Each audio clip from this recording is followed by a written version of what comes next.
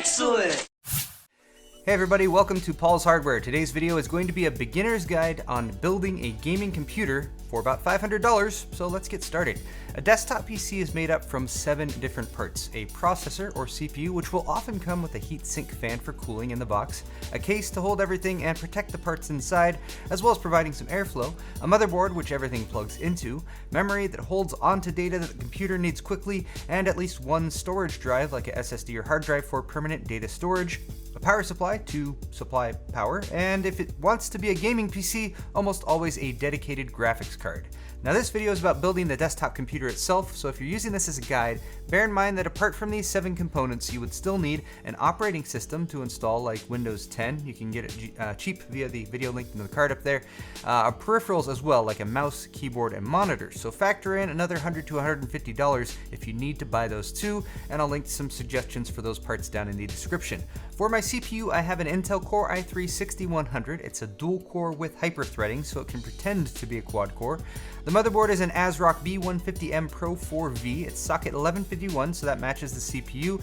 And I spent $12 more for this board instead of the B150M HDV that I picked out in the monthly builds video that this is all based on, because it has 4 memory slots instead of 2, and also an M.2 slot in there that you can add a fast SSD in the future with if you want to. The case is a Fractal Core 1100, a budget micro ATX size case. At $40, it will get the job done. For storage, I have a 240 gig SSD. It is a SanDisk, but very comparable speed-wise to the AData one from the original parts list. And although I highly recommend an SSD for your operating system, one of the first things that you might add to this build is going to be more storage. Ideally, you can maybe salvage a 1TB or so hard drive from your old computer. That is definitely recommended. Just a single 8GB DDR4 stick for memory. That is another easy future upgrade, would be to just add another 8GB stick in the future for dual channel and 16 gigs.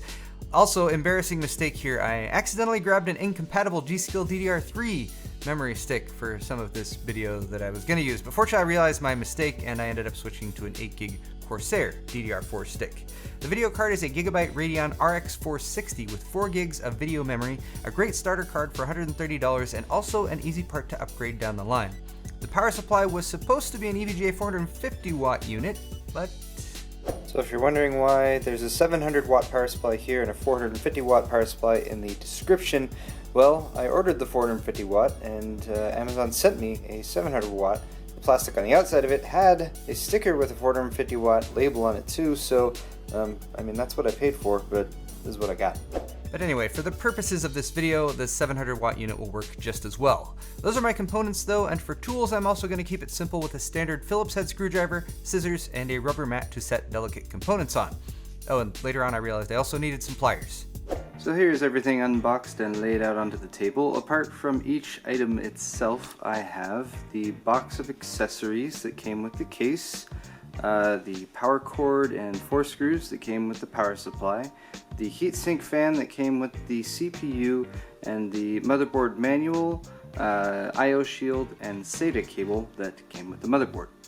The power supply supplies power via these cables to the rest of the computer. It will plug in directly to your storage, the SSD, as well as the graphics card, and a couple places on the motherboard. And if you're concerned about static electricity, then take the 3-prong plug from your power supply and plug it into a grounded outlet, and then just touch the housing. That will ground you, and then you'll be safe to touch other components. So let's get the motherboard ready to go by installing the CPU and memory. Carefully open the CPU socket on the motherboard by pushing the lever arm down and out, away from the socket, then lift the lid. There's a triangle on the corner of the CPU that you should align with the triangle that's on the socket, as well as the socket cover. Remember to never touch the gold contacts on the bottom of the CPU or those pins in the socket. They are very delicate. Hold the CPU by its edges, line up those gold triangles, and with the contacts facing down, lower the CPU onto the socket very carefully. There are also 2 notches along the edges of the CPU that will help align in the socket. Once it's in, don't push down. Just give it a very light jiggle to make sure it's settled, and then close the socket lid, then push down the lever all the way back into place, and note that it might take a little bit of pressure to do that. The socket cover will pop off and the CPU is installed. Next, we'll install the stock CPU heatsink fan, which has some thermal paste pre-applied to help it transfer heat from the CPU. Don't touch that thermal paste like I did. Just line up the 4 plastic mounting plugs with the 4 holes around the CPU socket, keep it level, and push those pins in, starting with opposite corners. Once it's secure, plug the fan in. It connects to the 4-pin CPU fan header. Next is memory. I have 1 stick and 4 slots, and the manual doesn't really say which slot to use for a single stick. Oh well, that's fine. I'm just gonna go with the outer one, and it is easy to move a stick of memory if it doesn't happen to work. FYI, it did. The memory sticks have a notch in the middle that's just off center, so just make sure you've got it flipped the right way. Open the side latch of the DIMM slot, and then drop the memory straight in. Apply firm, even pressure straight down on top of the memory stick, and it should snap into place, closing the latch. Okay, let's set the motherboard, CPU, and memory assembly aside for a moment and work on the case and power supply. Remove the case side panels and the vertical drive mount that's right up at the front, and prep the power supply by unbundling just the cables that we need. Those are the 24-pin and 8-pin plugs for the motherboard, and the SATA power connector for an SSD. Note that the 8-pin is labeled CPU and should not be confused with the 6+ 2-pin connectors for graphics cards, which we won't be using in this build. They are keyed again, so you can't plug them in wrong unless you really force them, but watch out for that. Bundle all the unused cables up so you can shove them in the drive bays at the top of the case, and then drop in the power supply and secure it with the 4 screws from the back. While you're at it, finish off that case prep by removing these upper 2 white expansion slot covers. Remember, there's no shame in using a screwdriver for a stuck thumb screw. And grab the I/O shield that came with the motherboard and pop that into the rectangle opening below the power supply. Use the butt end of a screwdriver to pop that into place if it's given you any trouble. Next, you'll want motherboard standoffs, so gather 8 of these from the case accessories, as well as 8 screws of the proper threading to go in each standoff. You can just test outside of the case.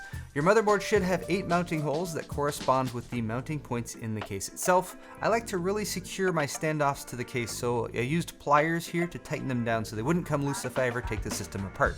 Now we can drop in the motherboard, CPU, and memory assembly, angle the I/O into the case first, and make sure you have all of your standoffs in the right place once it's settled. I missed one here, but I just had to pull the motherboard out, move the standoff to the right spot, and then everything was good to go. Once you're sure everything is lined up and that there's no standoffs anywhere where they shouldn't be, secure the motherboard with your 8 screws, and remember, these do not need to be tight, just snug.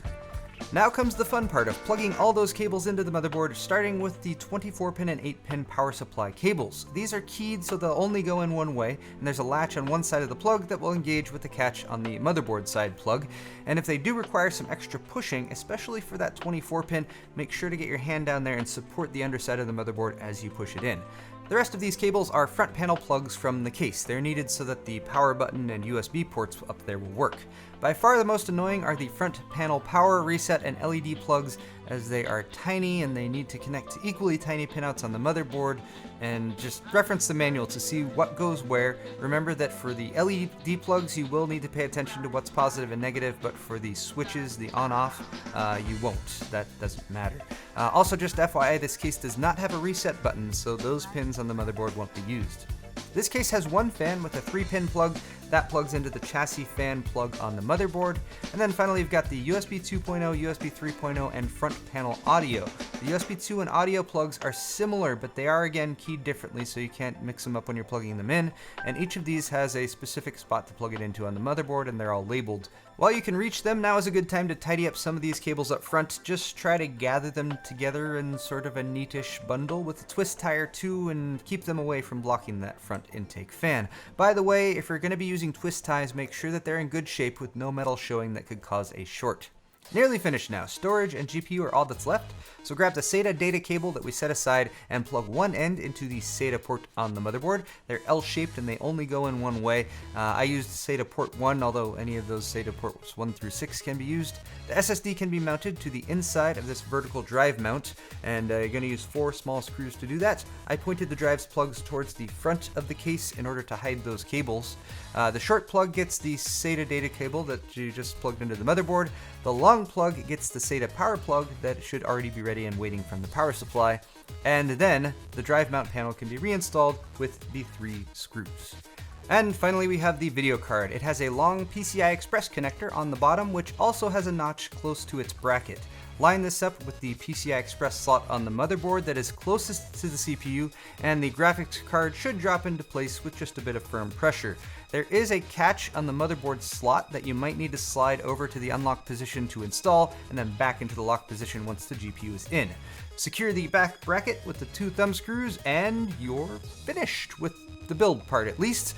But don't put the side panels back on until you've tested it. That's bad luck. Plug in your PSU power cable. You could also connect a monitor, mouse, and keyboard at this point. Turn on the power supply and hit that power button, and your system should spring to life with fans spinning and, well, I guess just fans spinning for now if you didn't plug in a monitor like me.